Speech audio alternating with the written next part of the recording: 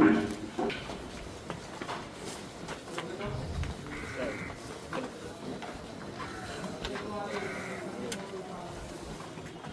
रहे हैं गाय को राष्ट्रीय पशु घोषित करो।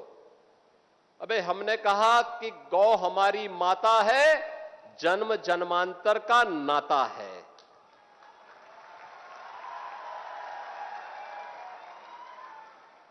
क्या मां और पुत्र के बीच में कुछ घोषित करने की आवश्यकता पड़ती है क्या?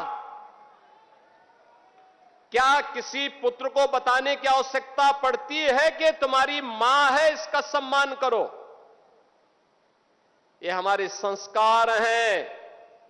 हमने अपनी मां के बारे में जो सम्मान का भाव रखते हैं वह भी, और हमने गाय को माता माना है।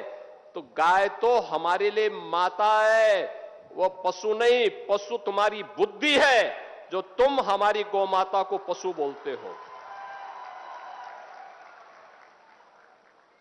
तुम्हारी सोच पशुवत है जो तुम गौ माता को पशु बोल रहे हो।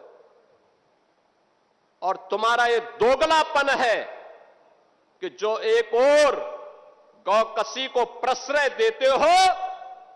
मैं देख रहा था बकरीद में तमाम उनके चेले चपाटे अपने सोशल मीडिया हैंडल पर बकर ईद पर गौ माता का चित्र दिखा करके कह रहे थे कि बकर ईद की बधाई दे रहे थे। लेकिन मैं उनको बोलना चाहता हूं, यूपी में गौ हत्या का मतलब जान रहे हो ना क्या होगा? वो जान रहे हो? तो अगर जान रहे हो तो फिर अपने चेले चपाटों को समझा लो, नहीं तो कई कई पीढ़ियां याद करेंगी गौ माता के साथ किसी भी प्रकार की कोई हिमाकत की। तो मैं पूछना चाहता हूं, ये वही लोग हैं जो हमारी गौ माता को कह रहे हैं कि राष्ट्रीय पशु नहीं। अरे गौ माता तो स्वघोषित राष्ट्र माता है, उसको किसी को राष्ट्र माता घोषित करने की आवश्यकता नहीं।